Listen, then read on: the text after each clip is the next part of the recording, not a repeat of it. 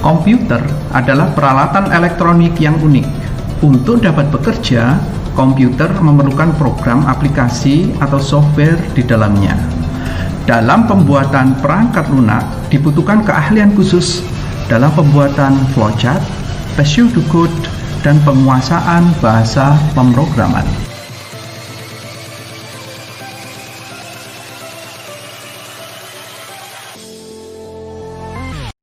Assalamualaikum warahmatullahi wabarakatuh.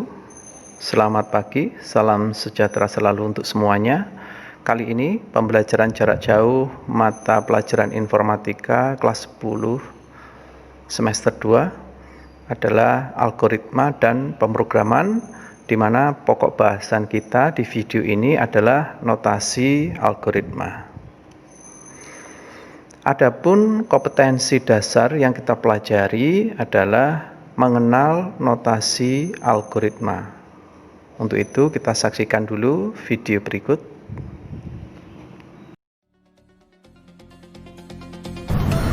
Komputer adalah peralatan elektronik yang unik. Untuk dapat bekerja, komputer memerlukan program aplikasi atau software di dalamnya. Dalam pembuatan perangkat lunak, dibutuhkan keahlian khusus dalam pembuatan flowchart, pseudocode, dan penguasaan bahasa pemrograman.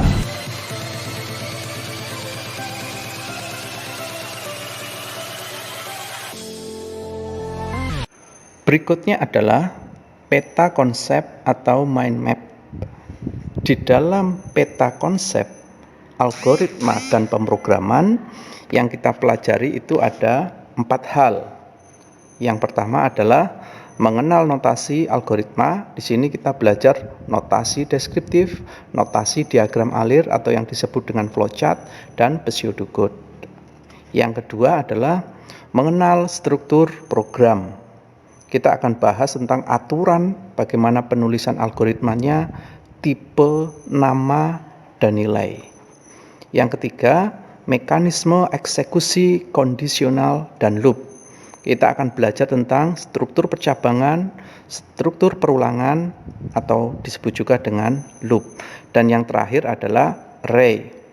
Array berdimensi 1 dan array multidimensi yang akan kita pelajari untuk pembahasan tentang array. Mari kita mulai mengenal notasi algoritma. Untuk mengenal notasi algoritma lebih dalam, maka yang harus kalian pahami dulu adalah algoritma itu sendiri dan program. Pengertian dari algoritma itu adalah urutan langkah-langkah logis untuk menyelesaikan masalah yang disusun secara sistematis dan logis. Jadi kita menyusun algoritma itu ada beberapa pertimbangan juga. Pertimbangan yang pertama itu algoritma harus benar. Jadi penyusunannya algoritma membuat urutan langkah-langkahnya itu harus benar dulu. Yang kedua adalah algoritma menghasilkan produk yang dicapai oleh algoritma itu sendiri. Jadi di awal kita mau membuat program aplikasi apa, atau kita akan membuat sesuatu yang akan menjadi tujuan akhir, maka dari awal kita tulis dengan sistematis, kemudian melalui proses, dan di akhir sesuai dengan tujuan yang ingin dicapai dalam penulisan algoritma. Dan yang ketiga adalah efisiensi algoritma. Efisiensi algoritma dapat ditinjau dari 2 hal, yaitu efisiensi waktu dan memori. Jangan sampai terlalu lama waktunya dan memakan memori yang terlalu banyak. Pengertian dari program adalah kumpulan pernyataan komputer, sedangkan algoritma itu sendiri merupakan metodenya. Jadi tahapan sistematis dalam program, kalau kita buatkan formulanya, itu program sama dengan algoritma dan bahasa. Dalam hal ini adalah struktur datanya. Oke. Sehingga kita mengenal sekarang notasi algoritma itu apa. Ingat bahwa notasi algoritma itu bukan merupakan notasi bahasa pemrograman, tapi bentuknya, dari bentuk notasi algoritma itu ada 3. Yang pertama, notasi deskriptif. Yang kedua, notasi diagram alir atau flowchart. Yang ketiga, notasi pseudocode. Kita akan bahas yang pertama, apa itu notasi deskriptif. Notasi deskriptif itu merupakan notasi bergaya uraian. Jadi dideskripsikan. Dengan notasi bergaya uraian, deskripsi setiap langkah dijelaskan dengan bahasa yang mudah. Proses diawali dengan kata kerja seperti baca atau membaca, kemudian ada perintah hitung atau menghitung, kemudian bagi atau membagi, dan lain sebagainya. Kemudian ada lagi pernyataan kondisional, yaitu biasanya kita menggunakan jika lalalala maka lalalala. Contohnya kita akan membuat notasi deskripsi itu mie kuah khusus anak kos. Nah, ini dia ya. Mie kuah spesial anak kos. Yang pertama, ini kita akan menuliskan langkah-langkah cara membuat mie instan kuah pedas. Yang pertama, tentu saja masak air hingga mendidih, masukkan mie, kemudian masak hingga matang. Yang kedua, angkat mie yang telah matang, tiriskan, kemudian sisihkan. Yang ketiga, rebus air secukupnya, masukkan bawang putih, toge, daun bawang, cabai rawit, cabai hijau, dan sedikit garam. Rebus hingga semua bahan matang. Yang keempat, masukkan mie ke dalam kuah, aduk rata, tambahkan bumbu mie instan, aduk rata. Yang kelima, tambahkan kecap manis sesuai selera untuk mengkoreksi rasanya ya, pasnya gimana. Kemudian yang keenam, angkat mie kuah pedas yang telah matang, sajikan selagi masih panas. Nah, itu loh cara membuat mie kuah spesial anak kos. Misalnya itu contohnya, bagaimana sih kita akan membuat notasi algoritmanya. Tapi sebenarnya tanpa diberitahu pun kalian pasti sudah paham kan cara buatnya, apalagi bagi anak-anak kos. Nah, resep mie kuah pedas itu berisikan serangkaian instruksi langkah demi langkah, mulai dari mengambil bahan dan menghasilkan mie instan yang siap saji dan enak. Namun, tahukah kalian bahwa resep yang barusan kita baca tadi itu dikategorikan, dikelompokkan sebagai salah satu notasi algoritma. Itu contoh mudahnya. Jadi, tapi kalau kita bentuk dalam kalimat untuk membuat aplikasi gimana Pak? Nah ini dia, ada untaian kalimat deskriptif, langkah-langkah pemecahan masalah dituangkan dalam untaian kalimat. Contohnya di sini kita akan membuat program persegi panjang. Nah, program persegi panjang itu untuk menghitung luasnya itu kan luas sama dengan panjang kali lebar. Kemudian algoritmanya gimana? Kita tulis ke dalam bahasa Indonesia, bahasa yang kita kuasai. Kalian menulis dengan bahasa lain juga nggak apa-apa. Mau bahasa Inggris, mau bahasa Jawa, mau bahasa Sunda, mau bahasa Betawi, terserah. Ya. Tetapi yang kita tekankan di sini dalam algoritma itu adalah penyusunan kalimat deskriptif, itu urutan langkah demi langkah yang disusun secara sistematis dan logis. Ini yang pertama, jika kita mau mencari luas persegi panjang, maka yang pertama adalah masukkan atau input panjangnya dan lebar persegi panjang. Yang kedua, hitung luas persegi panjang dengan rumus luas sama dengan panjang dikali lebar. Yang ketiga, kita menampilkan hasilnya. Di sini dituliskan tampilkan luas persegi panjang. Itu bahasan kita tentang notasi deskriptif. Kemudian kita akan lihat bentuk notasi algoritma adalah yang kedua, notasi diagram alir atau flowchart. Selanjutnya kita akan bahas tentang notasi diagram alir atau disebut juga dengan flowchart. Flowchart atau yang disebut dengan notasi diagram alir, ini kalian bisa membuat flowchartnya sesuai dengan yang kalian mau dan biasanya berbeda. Tetapi memang ada patokan-patokan flowchartnya, fungsinya. kemudian bentuknya seperti apa itu. Karena flowchart itu adalah gambaran hasil pemikiran dalam menganalisis suatu masalah dengan komputer. Sehingga flowchart yang dihasilkan itu bisa bervariasi antara satu pemrogram dengan program yang lain, biasanya tidak sama. Tapi secara garis besarnya saja dalam pengolahannya itu dibagi menjadi 3 bagian. Yang pertama dari input, yang kedua adalah prosesnya, dan yang ketiga adalah output atau hasil jadi programnya. Dan ini ada beberapa contoh flowchart. Ada proses, ada decision, bentuknya seperti jajaran ginjang. Ini adalah input dan output data sampai dengan line connector. Nah, ini fungsinya di sini adalah flow direction symbol, yaitu simbol yang digunakan untuk menghubungkan antara simbol yang satu dengan simbol yang lain.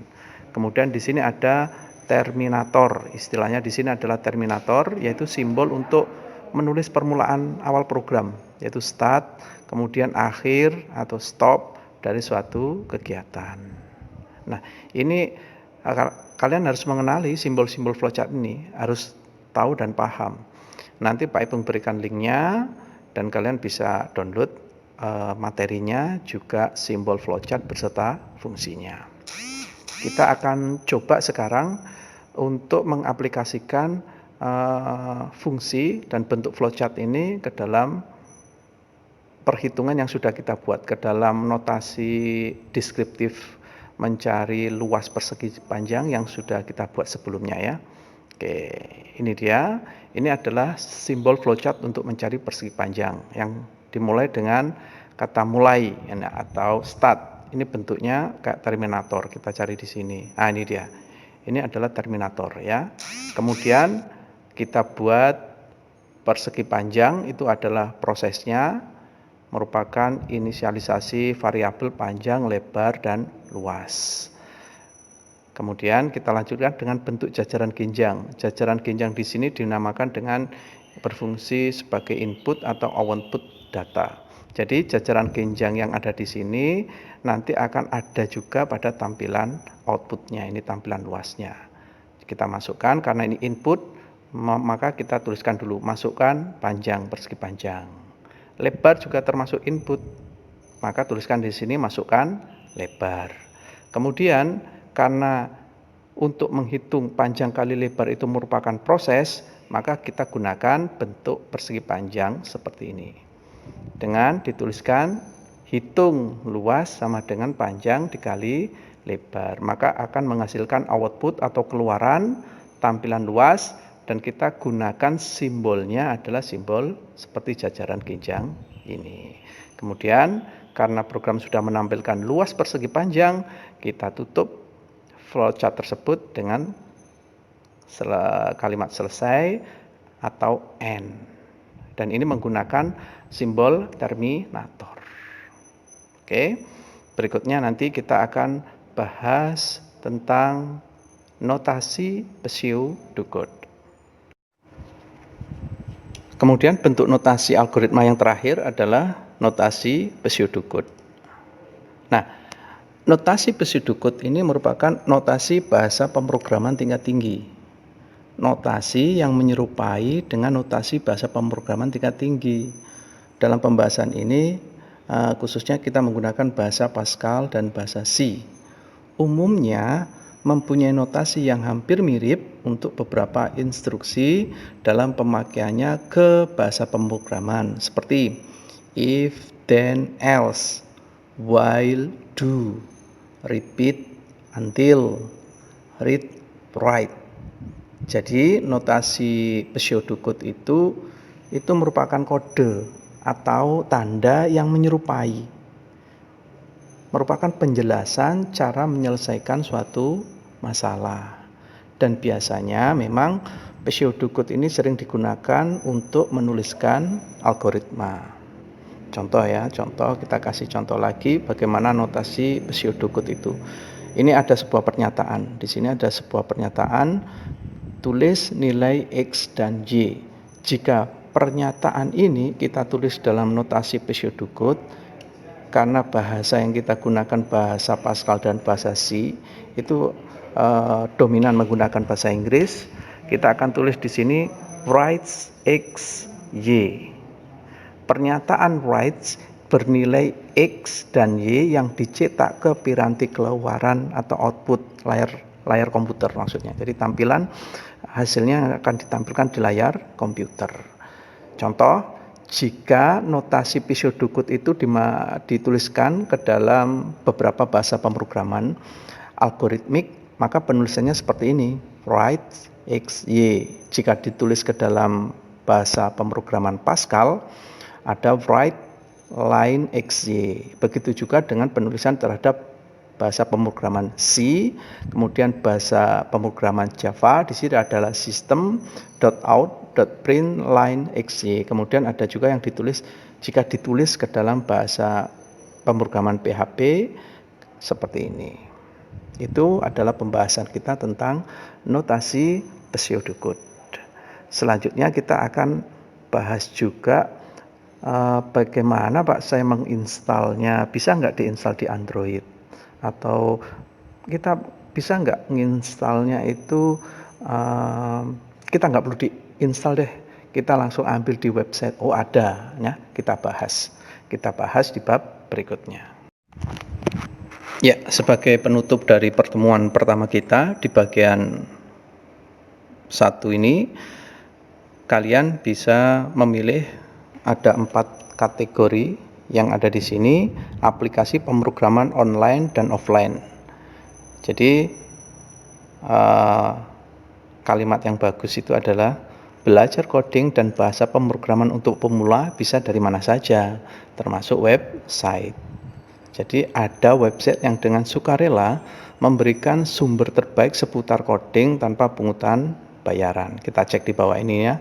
Yang pertama di w3.onlinegdb.com online. Di sini kita tidak perlu install. Cukup kita pilih menu language-nya saja. Kita klik di sana ya. Nah, ini tampilannya. Kita tinggal menulis saja. Kita mau belajar bahasa apa, Pak? Selain Pascal ada apa, Pak? Banyak sekali di sini. Ada C, ada C++, kemudian ada Java, ada Python, ada PHP dan seterusnya. Berikutnya adalah kita klik yang tutorial point. Di sini ya, ada tutorialpoint.com. Kita coba akses di sini. Ini juga gratis. Kita tinggal ketik di sini, kemudian nanti kita eksekusi, hasilnya akan tampil di sini. Ini alamatnya ya. Oke. Berikutnya adalah ini, kalau nggak mau online, kalian bisa install di HP-nya masing-masing. Di Android tentu saja. Pascal and ID Editor and Compiler Programming. Tinggal kopikan aja alamatnya, ini ya, Pascal and ID Editor and Compiler Programming. Kalian tinggal install, carinya di Play Store. Dan ada informasi yang lain yang bisa kalian lihat, yaitu ada ebook gratis ya. Banyak sekali yang bertebaran ebook gratis, kalian bisa cari mana yang kira-kira bisa membantu kalian dalam belajar bahasa pemrograman. Oke, sampai bertemu di bagian kedua video ini. Assalamualaikum warahmatullahi wabarakatuh.